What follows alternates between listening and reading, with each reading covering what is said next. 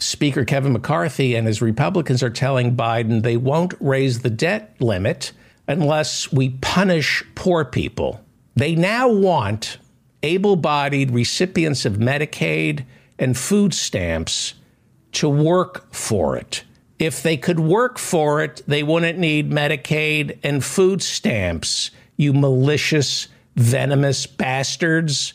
The message is starve and die and no medical care. That's the message. Starve, no food stamps, and no medical care unless you go get a job. If they would raise the minimum wage is $7 and change. They haven't raised it since Teddy Kennedy was alive. You get a job, you're still poor, you idiots. By the way, people who are working in America are on Medicaid, and they're in need of food stamps. We have what are called the working poor. Because you haven't raised the minimum wage since Ted Kennedy died, which was 2009? We have what are called the working poor. When you go to work for Walmart, on your first day, they hand you an application for food stamps. I wish I were making that up. When you work for these big box stores, you're expected to go on food stamps, and that's how they help you, by giving you the application. You're going to be on Medicaid if you work for Walmart. That's another way we, the taxpayers, subsidize the richest 1% and Wall Street. As I said, they can't even raise minimum wage past $7 and some change.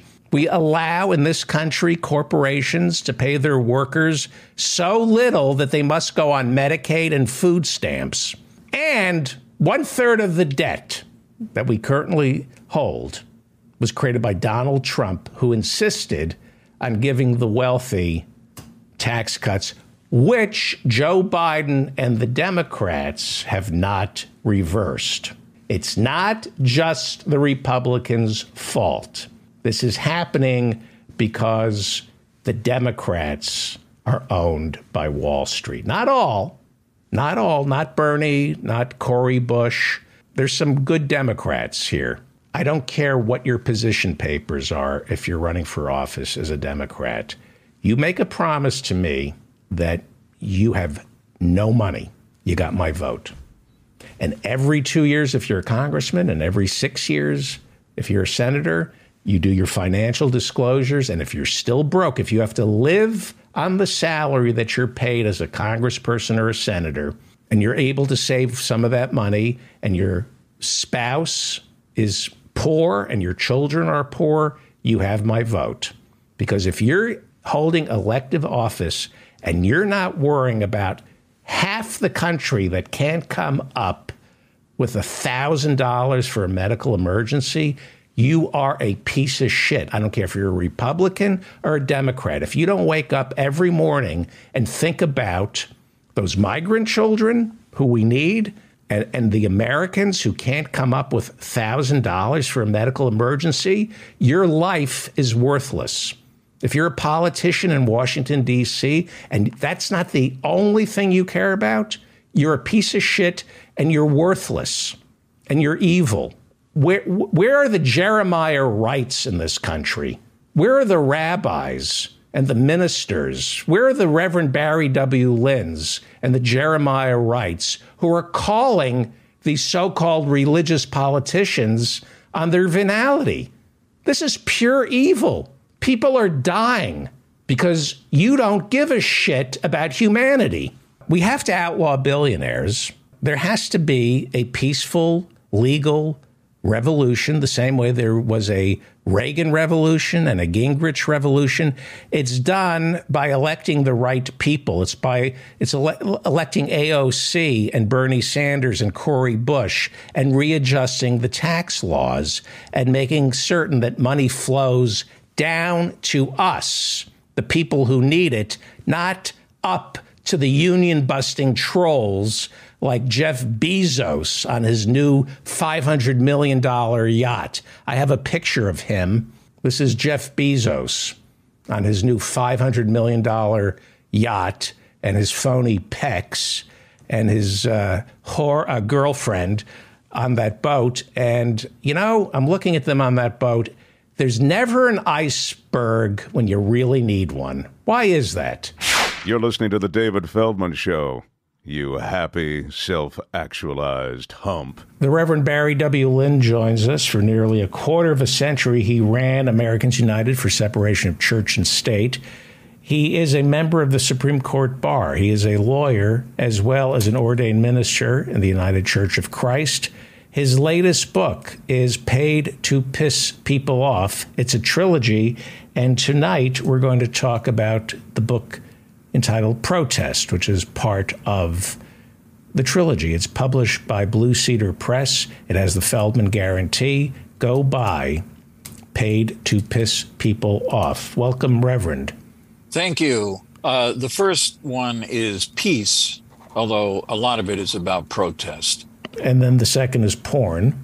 That's porn, which you always gravitate to, and then prayer, which rarely crosses your mind. Right, but we're going to talk about protesting and peace. Yes. And peace. Protesting for peace. Right, and there's a picture. Your daughter's on the cover of the peace book. Yes, when she was 3 years old, she went to an anti-war rally. I actually took her on the stage with me. I was very uncomfortable with that afterwards, and I never did it again because I didn't know that she would turn out to be the delightfully progressive young woman that she is today. So one of the things baby boomers like to crow about is we stopped the war in Vietnam. We took to the streets in the 60s. And the yippies and the hippies and Tom Hayden and Jane Fonda, we stopped the war in Vietnam. Did the peace movement stop the war? Because when did we finally pull out? 74? Yeah, 73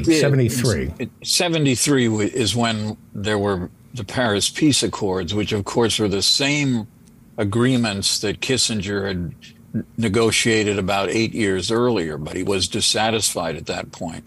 I think the anti-war movement was essential to ending the war. Was it?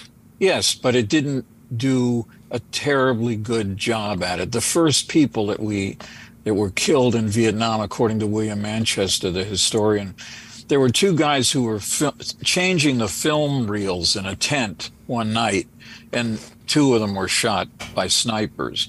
So this was before anybody thought there even was a war in Vietnam. We thought that there were advisors, but of course they were more than doing advice. They were part of the first wave of military operators of the United States into Vietnam. I'm trying to do the math here. I know that my father, who served in World War II, finally came around to wanting to end the war in Vietnam after Dr. King spoke out. Once Dr. King said this war is immoral, my father was taking me to moratoriums. What is that, 65, 66? When did King speak out against the war? I think his first, intimations of it were before, but I think it was 1967 when he did that big program at Riverside Church in New York City, and then the next day spoke at the United Nations. And were you there? Yeah, I was there at the United Nations during what was an incredible speech. And Dr. King was one of the reasons. Well, I want to talk to you a little bit about how I got involved in this in the first place. And Dr. King is very much a piece of it.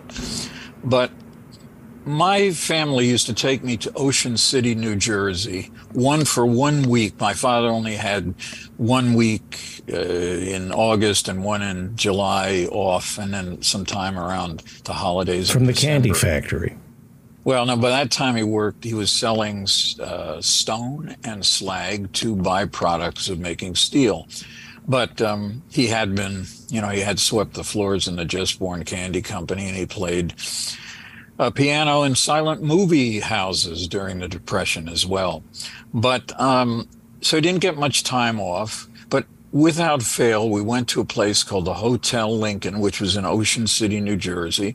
It was kind of it turns out a lot of people do know something about Ocean City. It wasn't as built up as Atlantic City, and it wasn't as kind of wild party-ish as Wildwood, New Jersey, but it was a good family place. And at the Hotel Lincoln, where we stayed every single year, and we ate dinner every single night, in 1962, there was an activities night there, and they played a movie.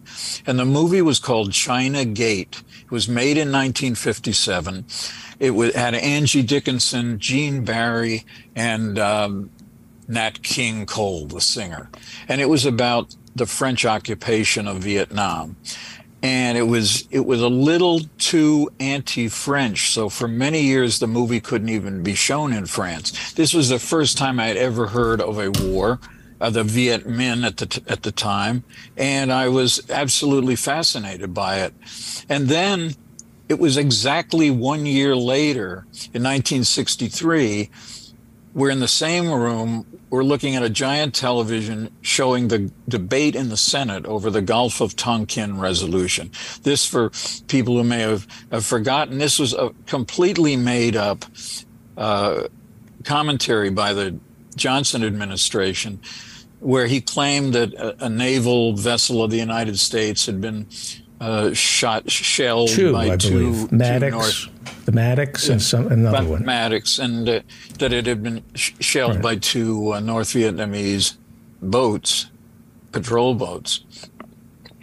Even Robert McNamara, who of course was in many ways an architect of the Vietnam War, in the last book he wrote, he conceded pretty much that the thing never happened. There had never been an attack on naval vessels. But what the administration wanted was a kind of blank checks, that anything could be done, any monies could be spent to stop communist aggression in Vietnam.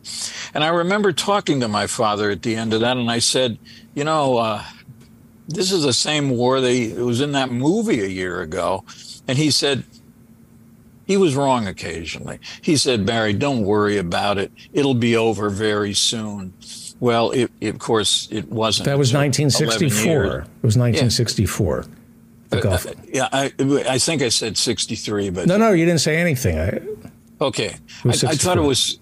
Yeah, the dates are not as clear as the experience. And so the protest movement, the Gulf of Tonkin, 64. By 68, there were 500,000 boys, basically boys, a few girls, but mostly boys in Vietnam. And the protest movement was in full bloom by then, by 68, and the Paris peace talks were taking place. Is it fair to say that had Kissinger not jeopardized the Paris peace talks in 68, which we could discuss another time, right, and Hubert Humphrey were president, that the protest movement would have succeeded in bringing an end to the war with President Humphrey?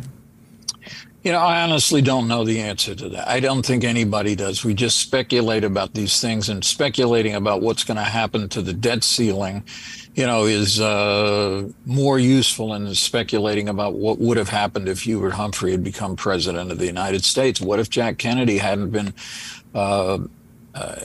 assassinated?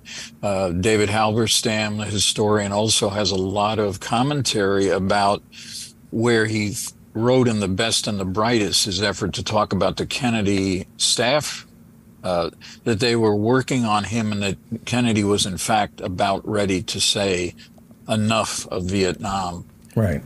But some historians disagree with that. Some agree with it. It's just impossible to know. But I do know that this protest movement was so important to me.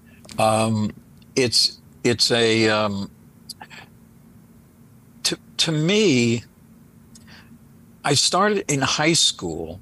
The only thing I did that was a kind of a clear example of protest against Vietnam, aside from being the only student in my, civics class that was against the war, because I had started to read the wonderful writings of Bob Scheer, who created Ramparts magazine. And And then the band, the Liberty High School band in Bethlehem, Pennsylvania, was supposed to march in a Victory in Vietnam parade. So I went up to the band director and I said, I'm not going. I don't even know that we should be victorious in Vietnam. I think it's just a civil conflict. And he, to his perhaps credit, or maybe just because he was, as cowardly as I thought he was, it was like, okay, you don't have to go. You don't have to go. So I didn't go. And there was one fewer clarinet player at the Victory. I remember playing, I played the trumpet in the elementary school marching band, and I can remember on July 4th or Memorial Day marching with a black armband that said 50,000 on it. Yep, of course. And not everybody wore it. No, of course not. And I mean, I think I probably, had I decided to wear it instead of just refusing to go to it, there wouldn't have been a lot of people with black armbands there. Bethlehem was a very working class town.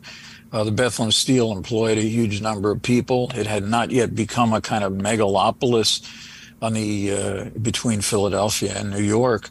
So I go to college and I do the things that people do in college. You go to protests. You try to organize protests in your local community, Carlisle, Pennsylvania, which is at the time named after the Carlisle Group, I believe. David Rubin. Yes, it was not actually, but it was an I instead of a Y, but I'm sure they had something to do with, and the Army War College was there, where they teach you how to torture people. Right. And that was a big source of other protests. When you say the Army War College, when you talk about the Panamanian leaders of the Latin American generals, they would go there to learn?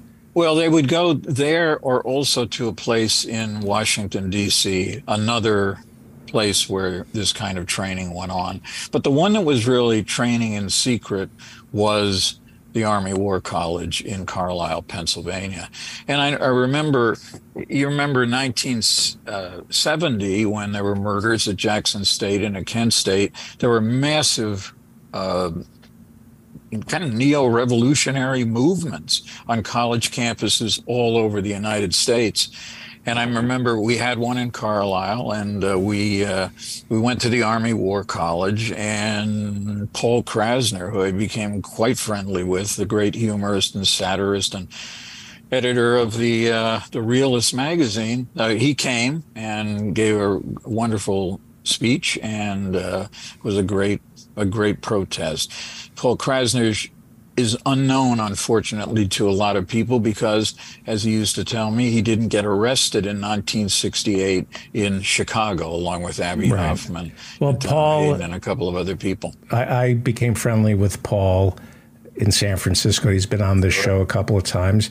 And one of the things I regret the most is insisting in a conversation on the show with him that the protest movement didn't really end the Vietnam War. I felt I was a little disrespectful, and he's since passed on. Yeah. But let me be disrespectful to you. Yeah, sure. Of course. The protesting, it feels good. It's like recycling. Recycling feels good. But the fact is that the richest 1% produce 99% of the carbon emissions and the greenhouse gases, and recycling, it's just a nice thing to do. It makes you feel good. The largest protests in the history of protesting were in 2003 in the run-up to the war in Iraq. Globally, in New York City, around the world. Doesn't matter. If we're going to war, we're going to war. Do you think taking to the streets works? You do. Oh, absolutely. I absolutely. Is there an alternative to taking to the streets? You're a lawyer. Yeah, there are a couple of alternatives. You can, of course, sue to stop wars from starting. That has a 100% failure rate. And of course, in the current judicial climate, we have 150% failure rate. But you can't, if you if you only protest, if there's nothing else that you're doing, if you don't agree that once you're finished protesting by going to the streets, you're going to do something else. And this comes to what happened when I was about to get out of college and I wanted to go to graduate school. And this was to me a huge moral dilemma. I was going to get married 1 week after we graduated from Dickinson College together, Joanne, you know. And named after Angie Dickinson, who was in that great movie. Who was in China Gate. Yeah, absolutely. Is that why you picked Dickinson? Absolutely not. Oh, okay. No. But here's the thing. And we had long gotten over the ridiculous idea that you would get a deferment if you were married. You know, that was never fair and always stupid. And then if you wanted to go to graduate school and become a lawyer, which I was already turned off by the law at that time because lawyers, with the exception of the National Lawyers Guild, didn't seem to care much about the war. But you could get a deferment if you went to seminary. And I was incredibly torn about that because it didn't seem fair that just because I was going to go into the ministry, I should somehow be better treated than someone who was going to be a lawyer or somebody who was working in a factory. It seemed incredibly unfair. So I go to my Army physical. I had one of those armbands that you just talked about, dripped in red dye to look like animal or person's blood. And I got there. I tried to be as aggressive as possible, you know, in a pacifistic kind of way. And I would yell at the sergeant, give him the intro exam. You know, I'd say, raise my hand. I'm not going to answer this question. Why aren't you? I am claiming my rights under the 9th Amendment. I didn't even know what the 9th Amendment was, but I wanted to do that to show how irritated I was. And then when I got to my Army physical, the head doctor there listens to my heart and says, you know, sir, you have a very serious heart condition. I said, I didn't know that, which I didn't. And I said, what do I do about it? And he said, well, there's nothing to do about it. You simply need to watch it, which I remember my mother saying when I was crossing the interstate they built across from our house. Look both ways. It just didn't sound right. And it was, and in fact, it was very serious. And as some of your listeners may know, 3 weeks after I retired, I ended up in a hospital, multiple hospitals, because of the very same heart condition that finally caught up to me. At the time of that initial diagnosis, Joanne, again, had looked at medical records and she's a doctor. She's a doctor, a real doctor, a medical doctor. Yeah, well, some doctors are real, even if you don't have MDs. Right. When am I going to talk about Jill Biden? And so it was very serious, and I had a life expectancy of about 40 at the time. But you've always had people praying for you, haven't you? I think I have, yes, but we don't want to go into that conversation because we pretty much beat it like a dead horse that it is until here's what I do think. Even if you have doubts about whether the war ended sooner because of protests, and I do think there's considerable evidence that it did, but I understand how you can perhaps, having apologized to Paul, and now he's dead, I don't expect an apology. I've already been through that near-death experience. But this is what I do think will happen. It is not going to be possible ever to have conscription back in the United States. There will never be a draft ever. And that, in my judgment, will make it less likely, not more likely, that we go to war when we shouldn't go to war. I fought for amnesty. Somebody in the chat room I know is a colleague of mine at during that whole effort. And the VFW and the other people in the military that would debate me would frequently say, you know, if we grant an amnesty for those people who resisted the war, we'll never be able to draft anybody again. And I would go, my heart said, you're damn right. You're damn right. And although Jimmy Carter didn't really amnesty everybody, it was a very complicated thing that you can read about in my book, Paid to Piss People Off, Volume 1. But which has the Feldman guarantee. Which has a Feldman guarantee. By the way, if I write you under a pseudonym and say I read the book and I didn't like it, do I get my money back? Just a question. I like the way you think. Here's the other thing. How about we go in on that together? That's a great idea. You can return your copy. Here's what we're going to do.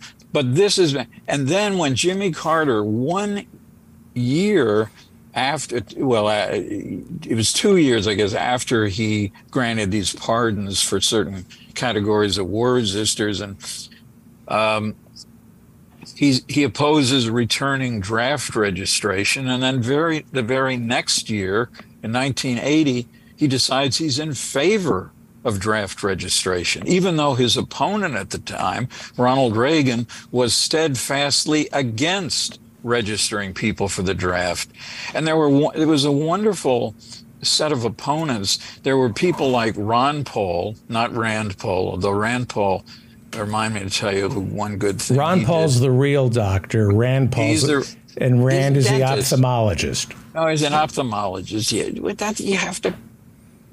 you have to go to school to be an ophthalmologist. But like the guy Assad in Syria is an ophthalmologist. Ayman al-Zawahiri is an ophthalmologist. I'm not going to him. Yeah. But here's the thing about it. And my good friend who just died 2 months ago, Congresswoman Patricia Schroeder from Colorado.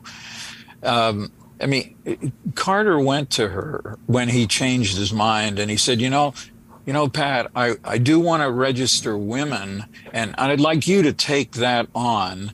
And she had, brain answered almost everything she was told to do. And she said something like, I got into the House of Representatives in order not to be a militarist, not to include half of the country's population into the military I disapprove of in the first place.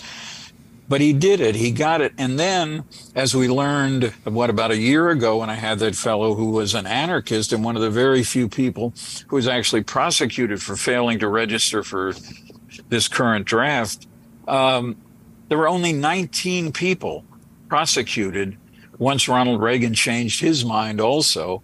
And with people like Ed Meese, who was consulate to the president at the time, Jim Schlesinger, I think, was Secretary of the Navy.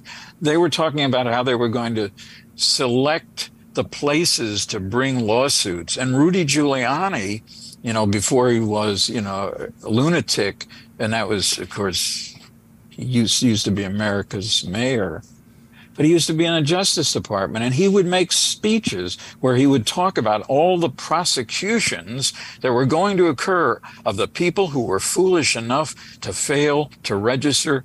Hundreds of thousands of people failed to register. There's also a 5-year penalty for not telling the government when you move that you don't give them your address, because if they don't have a current address, of course, they can't find you. Hundreds of thousands of other people in that capacity. 19 people. 18 of them turned themselves in, wrote letters to the Attorney General and said, here I am, here's my name, this is where I live, I'm not registering for the draft. One person was a Laotian refugee who I don't know much about, but it's, I think, most likely that he didn't even understand he had an obligation to register. So when you combine pardons from Jimmy Carter with a complete and abject failure to prosecute people for the current system, and I say current system because when I go to the post office to mail out some of those books, Paid to Piss People Off, I can still see the forms in the post office asking people register with Selective Service. If they're not going to prosecute, and a president is going to in the popular mind, at least, forget about the offenses of folks in the Vietnam period who, you ain't going to ever bring conscription back. Conscription, to me, aside from chattel slavery, is the worst institution this country has ever created. And I don't ever want to see it come back. And there's no way to make it fair. People, even during the Carter years, they talked about making it fairer. If you have one exemption, let's talk about a medical exemption. You've one of them, you've just opened the floodgates for misuse. And it's not just with Donald Trump's bone spurs. A very good friend of mine who also turned out to be a United Church of Christ minister, but he was going for his pre-induction physical in California. And the guy in front of him was a heavy person, and he was wearing big cowboy boots.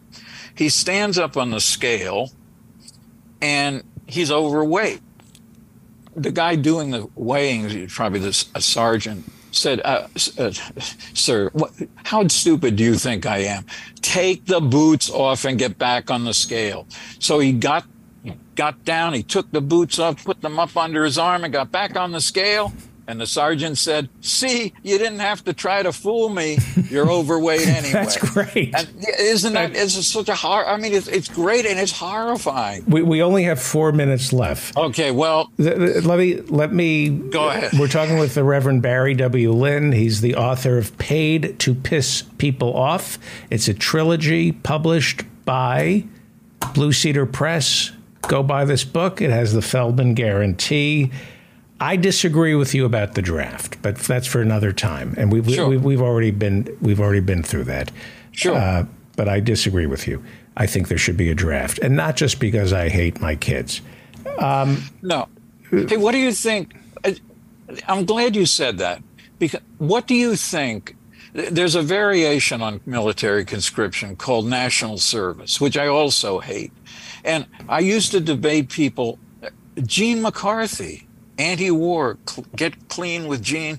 He decided he was in favor of that. And I remember one debate we had at the Yale Political Union once, which I think I won by 95% vote. But as he pointed out, it's Yale and these are college students. But when Jack Kennedy said, ask not what your country can do for you, ask what you can do for your country, I have to say, that strikes me more and more as bullshit. Because if you go to Boston and drive through Boston, which is a half hour from where I live, if you go into Southeast Washington, if you go into parts of Roxbury in Boston, if you go New York, drive from the center of Los Angeles to the LA airport, and you tell me that the people on the street there, literally lying on the street, or their children, who are sometimes with them, owe their government one moment of their time or one penny. Well, he wasn't. They don't have. I think he was talking about the Peace Corps and Food for Peace and war. He was a hawk, but no. As soon as the government tells you what's good for the country, I get suspicious. In other words, when they say, "Oh, yeah, well, you don't have to go in the military. You can go. You can be in the Peace Corps. You can." What about mandatory schooling? Oh, I'm in favor of mandatory. What about vaccines? Schooling. I'm in favor of mandatory. I'm not an anarchist. What about vaccines? I think vaccines can be required. I don't join my. What about paying taxes? Of course. So don't you think we have a civic responsibility to give up 2 years of our lives, since our kids and grandkids are going to be living to be 125? Shouldn't they devote 2 years of their lives to their country? Absolutely not. They can do that, but I'd like them to make sure that they're doing it voluntarily, that they feel that they have an obligation to work to do good, because this country has been good to them. I disagree with you. Thousands of people in this country, David, they haven't gotten one shred of goodness from this government. Well, there's no question that there's an underclass that always ends up being on the front lines. So I'm not going to argue with you on that. But when you describe, I met the great George McGovern, who I believe was also a Methodist minister, correct? No, I don't think so. George was not. I don't. Oh, he's the son of a Methodist minister. I think he was the son of a minister. I met him a couple of times. He's my hero, and he said that he was against. Now I apologize because he's since passed, and I don't want to put words in his mouth. Right. But I believe he said that looking back, the biggest mistake he made, and I apologize if I'm getting this wrong, was pushing to end the draft. He said in a speech that I attended that by making everybody serve in the military, it forces all citizens to have a healthy distrust and mistrust of our military. The story you tell about the boots, yep. If everybody saw how stupid people in the military leadership is, they would say, I don't believe what you're telling me. Well, that's here's my brief rebuttal to that. If it took that long for people to understand, I don't know if George McGovern said that. I used to talk to him occasionally about the amnesty movement, but that's a hell of a price to pay. Hundreds of thousands of Vietnamese dead, 55,000 American women and men dead, another 50,000 who commit suicide when they come back from Vietnam. That's a hell of a price to pay so that somebody will wake up and go, this government, they really are dope. No, you're missing. You're with all due respect, and when I say with all due respect, well, you don't mean much. I don't mean, but so just so you know, but sure. I am saying I'm going through the motions of saying with all due respect, we're going to have fewer wars, if any, when people, middle class, upper middle class, white people have to send their kids off to fight losing wars, which we never seem to win. So I think we inoculate America from fighting all these wars by making everyone have to fight it. Yeah, I don't think this global war on terror would have lasted 20 years if more than 1% of our population was scarred by it. Yeah, well, I think we're just going to have to disagree. Okay. I'm going to do. I think the best answer is for you to come back next week. Okay, I'll come. You know what I want to do next week? Yes. I want to tell you how we could end up making a really solid determination about how many people we have in our military, because you have to know how many people do we have under arms now. How many could you get? How many people are ready to serve? They're just not serving yet. And then, by the way, what are they going to be fighting for? That's a discussion you never, ever see on CNN, MSNBC, or, Lord help us, the Fox News channel. Eric Prince and Blackwater, or whatever he's calling it these days, has become more influential, more powerful. They have privatized our military because there's no draft. There are contractors now going off and fighting our wars for us with no oversight, no inspector general. We have our own Wagner group like Putin, and we don't even know where we're sending them and who's sending them. And that, I think, is the byproduct of getting rid of the draft. Eric Prince would not want to bring back the draft. It would be bad for business. I'll give you the last word. Yeah, it's I enjoy the comments from that I'm noticing, because for some reason now my chat bot shows up at the bottom, so I can actually look at you and read at the same time. Can you chew Vietnam gum? Can you chew gum? Somebody says Vietnam was a war crime. I think it was a war crime, and nobody's being prosecuted for it. And as far as what the wealthy, somebody was talking about the rich, what the rich do is they get their kids out. They go and see counselors. They go and see psychoanalysts. They go to see physicians. They find all kinds of obscure illnesses and diseases that they have, or they otherwise game the system. We will never start to make America an equal country where we respect every person in every branch of the economic ladder by deciding to draft people in the hopes that maybe some rich kids will get drafted and they'll learn something. It's too much of a price to pay. It is, in my judgment. I want to just end on praising Rush Limbaugh. He got out of the draft in the most honorable way. Trump had the BS, the bone spurs. Yep. Dick Cheney said I had other priorities. Yep. Rush Limbaugh, I had an anal cyst. And he stuck with that. That was his story. Yeah. I couldn't serve in the military because I had an anal cyst. He's a hero in my I'd rather go to Vietnam. I think it takes more courage to say I couldn't go to Vietnam because I had an anal cyst. Yeah. God bless you, Rush, down in hell. Down in hell. Rush Limbaugh. The Reverend Barry W. Lynn is the author of Paid to Piss People Off. It is a trilogy. It's published by Blue Cedar Press. Go buy the book wherever fine books are sold or stolen. Go to Barnes & Noble. Go to barrywlynn.com to buy it. Go to bluecedarpress.com. You can even go to Amazon. In fact, do all your shopping on Amazon.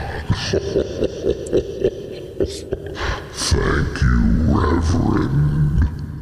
You're so welcome. Thank you.